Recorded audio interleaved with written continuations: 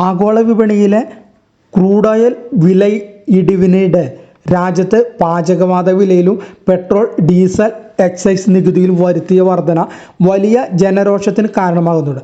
Crude oil വില ബാരലിന് $55 താഴെ ആവുമ്പോൾ പോലും നേട്ടം ജനങ്ങൾക്ക് കൈമാറാതെ വരുമാനം ഉയർത്താനുള്ള ശ്രമമാണ് സർക്കാരിൻ്റെ ഭാഗത്തു നിന്ന് ഉണ്ടാകുന്ന ആക്ഷേപമാണ് ഉയരുന്നത്.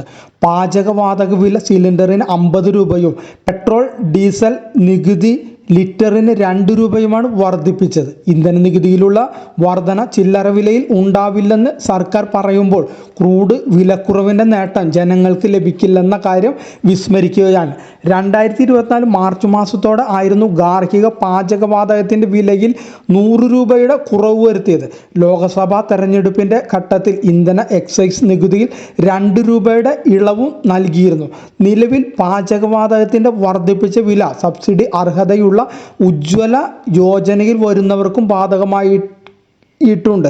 അതായത് രാജ്യത്ത് സാധാരണ ജനങ്ങൾക്ക് ആശ്വാസം ലഭിക്കേണ്ട വിലക്കയറ്റത്തിൻ്റെ കഠിന കാലത്ത് കേന്ദ്ര സർക്കാരിൻ്റേത് വിപരീത നയമാണ് എന്ന ചിന്തയാണ് വ്യാപകമായി ഉയരുന്നത്. നിലവിൽ ക്രൂഡ് ഓയിലിൻ്റെ വില $50 അടുക്കുകയാണ്.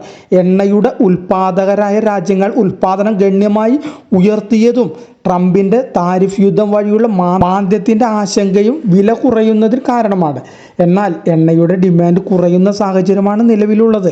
അപ്പോൾ പോലും ഈ സാഹചര്യം നീണ്ടുനിന്നാൽ വില $40 എത്താനുള്ള സാധ്യതയും ചില അനലിസ്റ്റുകൾ വിലയിരുത്തുന്നുണ്ട്. ഇത്തരം അനുകൂല സാഹചര്യത്തിൽ പണപ്പെരുപ്പം കുറഞ്ഞു വരുമെന്നാണ് പൊതുവെ കണക്കുകൂട്ടുന്നത്.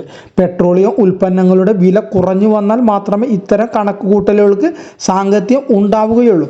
വിലക്കുറവിൻ്റെ നേട്ടം വിപണിയിൽ എത്തണം, അല്ലെങ്കിൽ എല്ലാ രംഗങ്ങളിലും വിലവർധന ഉണ്ടാവും.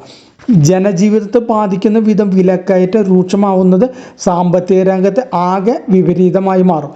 അതുകൊണ്ട് തന്നെ വിലക്കുറവിൻ്റെ നേട്ടം ജനങ്ങൾക്ക് ആശ്വാസമായി മാറാൻ വേണ്ട നടപടികളാണ് സർക്കാർ സ്വീകരിക്കേണ്ടത്.